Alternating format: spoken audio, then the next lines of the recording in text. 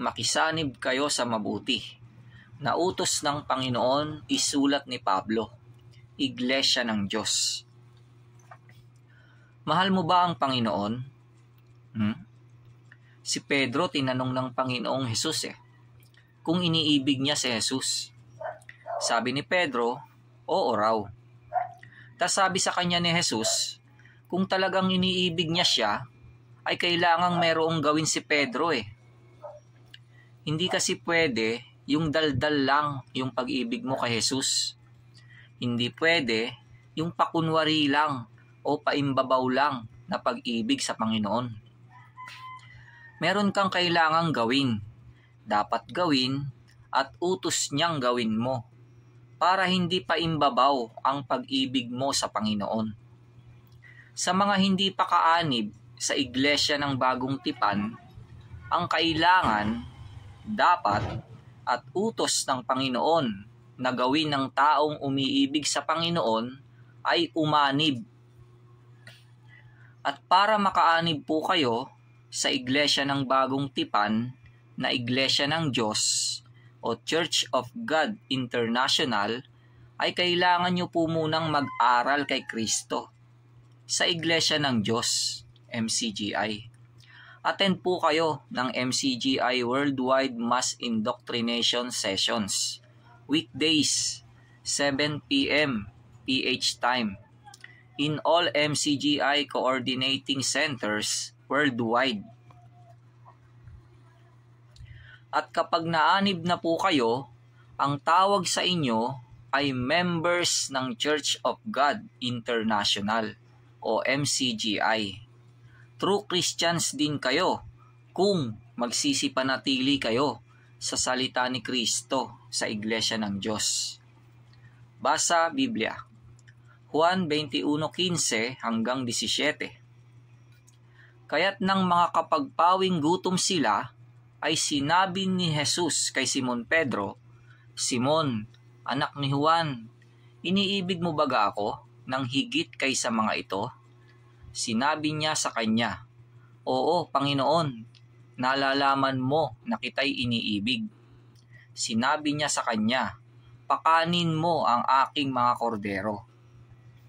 Sinabi niya sa kanyang muli sa ikalawa, Simon, anak ni Juan, iniibig mo baga ako? Sinabi niya sa kanya, Oo, Panginoon, nalalaman mo na kita'y iniibig. Sinabi niya sa kanya, Alagaan mo ang aking mga tupa. Sinabi niya sa kanya sa ikatlo, Simon, anak ni Juan, iniibig mo baga ako? Nalumbay si Pedro, sapagkat sa kanya'y sinabing makaitlo, iniibig mo baga ako? At sinabi niya sa kanya, Panginoon, nalalaman mo ang lahat ng mga bagay. Nalalaman mo na kita'y iniibig.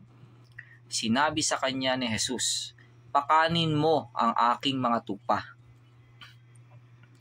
Unang Juan 3:18. Mumunti kong mga anak, huwag tayong magsiibig ng salita, ni ng dilaman, kundi ng gawa at katotohanan. Juan 14:23 hanggang 24. Sumagot si Jesus at sinabi sa kanya, Kung ang sino man ay umiibig sa akin, ay kanyang tutuparin ang aking salita, at siya'y iibigin ng aking Ama, at kami pasasa kanya, at siya'y gagawin naming aming tahanan. Ang hindi umiibig sa akin ay hindi tumutupad ng aking mga salita, at ang salitang inyong narinig ay hindi akin, kundi sa Amang nagsugo sa akin. Mateo 11:28 hanggang 29. Magsiparito sa akin, kayong lahat na nangapapagal at nangabibigatang lubha, at kayo'y aking papagpapahingahin.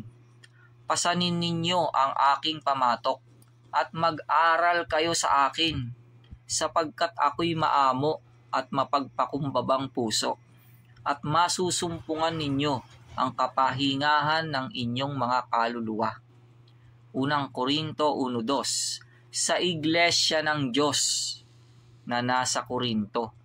Sa makatwid bagay, sa mga pinapaging banal kay Kristo Jesus, na tinawag na mga banal, na kasama ng lahat ng mga nagsisitawag sa bawat dako sa pangalan ng ating Panginoong Hesukristo na kanila at ating Panginoon. Juan 8:31. Sinabi nga ni Jesus sa mga Hudyong yaon na nagsisisampalataya sa Kanya, kung kayo'y magsisipanatili sa aking salita, kung magkagayoy tunay nga kayong mga alagad ko.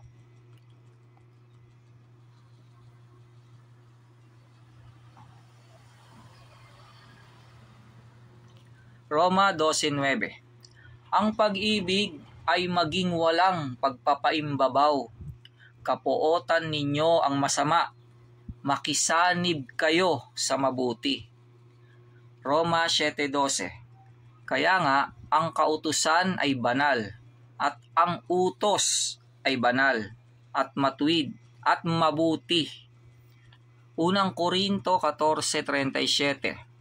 Kung iniisip ninuman na siya'y propeta o ayon sa Espiritu, ay kilalanin niya ang mga bagay na sa inyo'y isinusulat ko na pawang utos ng Panginoon. Ikalawang Korinto 1:1.